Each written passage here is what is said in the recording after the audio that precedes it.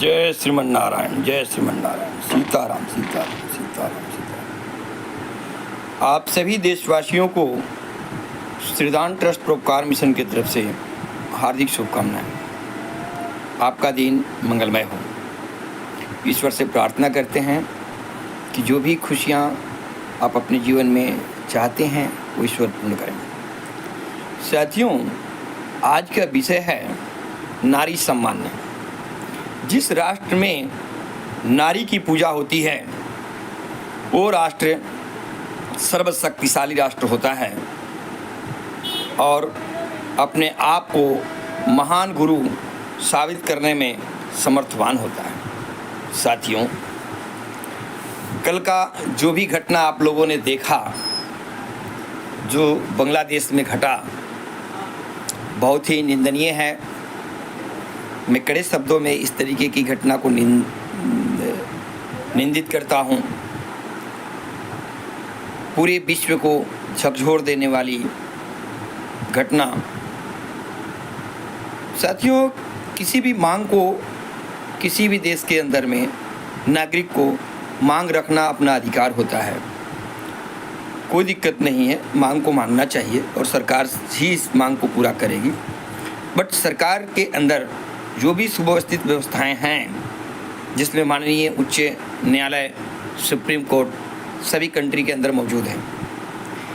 Supreme court, high court सभी के होने के बावजूद भी इस तरीके की किसी देश के प्रधानमंत्री के प्रति आक्रामक आक्रूरता का प्रदर्शन करना, देश से उसको भगा देना और साथ में वहाँ की सेना इतनी निर्बल है कि वो भी अपने आप को हैंड्सअप कर देती है और अपने देश के प्रधानमंत्री तक भी सुरक्षा नहीं प्रदान कर पाती है।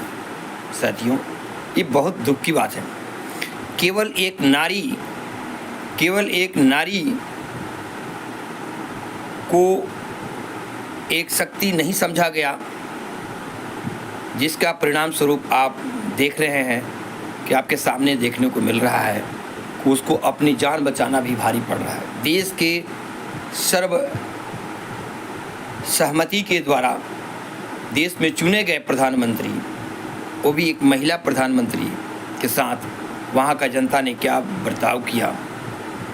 उनके कपड़ों को, उनके अंग वस्त्रों को लहराया गया, सोशल मीडिया में उसको उछाला गया। कितनी निंदनीय विषय है। साथियों, किसी भी राष्ट्र में इस तरीके की नारी के साथ अपमान नहीं होना चाहिए। मांग मांगना एक अलग पार्ट है, उसके लिए सभी व्यवस्थाएं कार्य करती है। मांग को पूरा करना भी सरकार का काम है, लेकिन इस तरह से प्रदर्शन करना, जानलेवा हमला करना, सारी सरकारी संपत्तियों को नष्ट कर देना और सेना वहाँ का जो है वो अपने हाथ पर हाथ धरे हुए देख रही है। साथियों, इस विषय के लिए कभी कोई कल्पना भी नहीं किया होगा और शेख हसीना जो प्रधानमंत्री वहाँ की थी, मेरी संवेदनाएं उनके साथ है। ईश्वर उनको साहस दे, मजबूती दे और एक नारी शक्ति में क्या ताकत होती है दुनिया देख सकती है। भारत की तुलना अन्य देश करता है, उसको ये पता होना चाहिए कि यहाँ नारियों की पूजा होती है। जिस देश में नारी की पूजा होती है, साथियों, वो देश कभी निर्बल हो ही नहीं सकता है।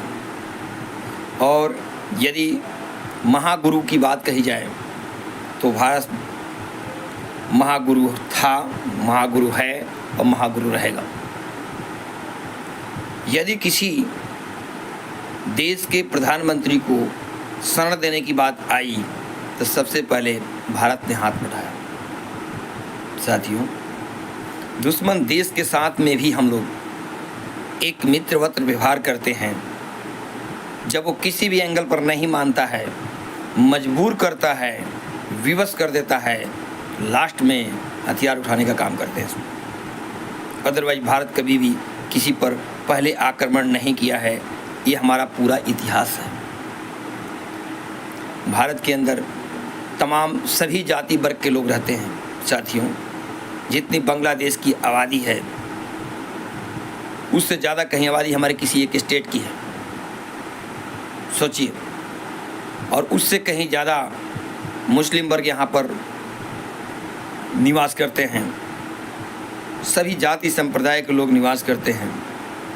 दुनिया का सबसे बड़ा लोकतंत्र है तो भारत है, जिस भारत लोकतंत्र के अंदर सभी प्रकार की जातियाँ एक मजबूती जनसंख्या में होने के बावजूद भी कितनी अपने राष्ट्र से प्रेम करती है। साथियों, कहा गया है जो भरा नहीं है भावों से, बहती जिसमें रसधार नहीं, वो हृदय नहीं है पत्थर है, जिसमें स्वदेश का प्यार नहीं। साथियों, यहाँ के पूरे भारतवर्ष की मैं बात कर रहा हूँ, किसी भी जाति संप्रदाय की बात नहीं कर रहा हूँ, पूरे भारतवर्ष की नागरिक की बात कर रहा हूँ। सभी के दिलों में देश प्रेम कूट कूट के भरा है।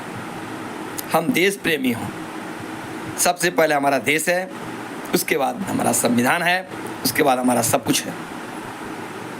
साथियों, कल की शिक्षा जो भी हुआ बांग्लादेश के अंदर, ये अपने आंखों से देख करके अपने आप में शर्मिंदित होने लगती हैं कि क्या कभी मानव जाति इस तरीके से अपने ही देश के प्रधानमंत्री के प्रति ऐसा व्यवहार कर सकता है।